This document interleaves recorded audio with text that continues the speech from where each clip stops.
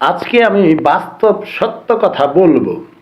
এই যে মানে এটা কি, মানে এটা বুঝতে পারতেছেন কেউ? ভালো করে দেখেন, মানে এই যে বুঝতে পারছেন, মানে বুঝতে পারছেন কেউ? এই যে এইভাবে যারা টাকা পয়সা রাখেন পকেটের মধ্যে, এই যে এতগুলো মাছ দেখেন, তাদের উদ্দেশ্যে আজকে অতি গুরুত্বপূর্ণ কথা হবে, অবশ্যই ভিডিও ফুল দেখবেন। যারা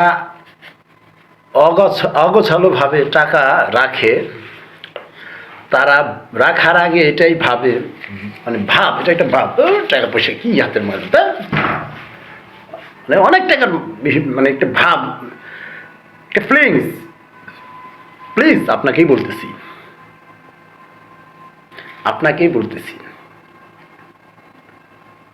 আপনার মধ্যে মানবতার অভাব, আপনার মধ্যে সভ্যতার অভাব, আপনার মধ্যে শিক্ষার অভাব, আপনার মধ্যে আরো বহু কিছুর অভাব। এই প্রত্যেকটা অভাব অনটন আপনাকে ভবিষ্যতে এমন একটা ঠিকানা এনে দিতে পারে, এর থেকে নগ্ন টাকাগুলোর জন্য অতি বেশি বিসর্জন দিতে হইতে পারে। হয়তোবা আমার কথাগুলো আপনাদের বুঝতে কষ্ট হইতে পারে, কারণ আমি আমার মতো করেই কথা বলার চেষ্টা করি, তো তাই। তারপরেও বলতে চাই, সেটা হচ্ছে, আশা করি ভিডিও যারা দেখছেন অন্তত পক্ষে, তারা যদি এরকম কেউ থেকে থাকেন, প্লিজ ভাই, টাকাকে সম্মান দিতে শিখেন।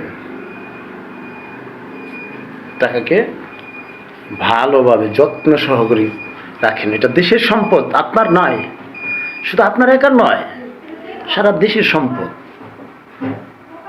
গোটা পৃথিবী এটার উপরে নির্ভরশীল।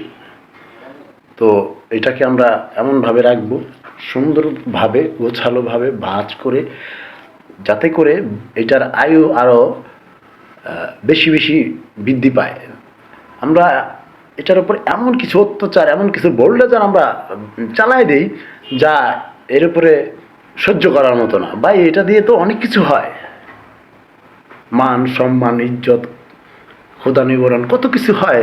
হয়তো বা এটা বলতে হইব না, এটা বলার মুখ্য বিষয় না যে এটা দিয়ে কি হয়, এটা বললেও চলে এটা দিয়ে কি না হয়। তো এত গুরুত্বপূর্ণ একটা বিষয়বস্তুকে আপনি এত অবহেলা কেন করবেন? কে দিল আপনাকে এই অধিকার? কি ব্যাপার?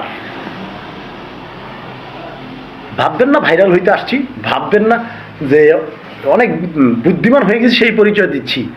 আরে বাস্তব নিয়ে কথা বলতেছি ভাই। হ্যাঁ, এটাই সত্যি। আমি অন্যের কন্টেন্ট তৈরি করি না, অন্যটা দেখা এদের মতো তৈরি করি না, আমি আমার মতো তৈরি করি, যাই করি, একটা কিছু তৈরি করার চেষ্টা করি। ভালো থাকবেন সবাই।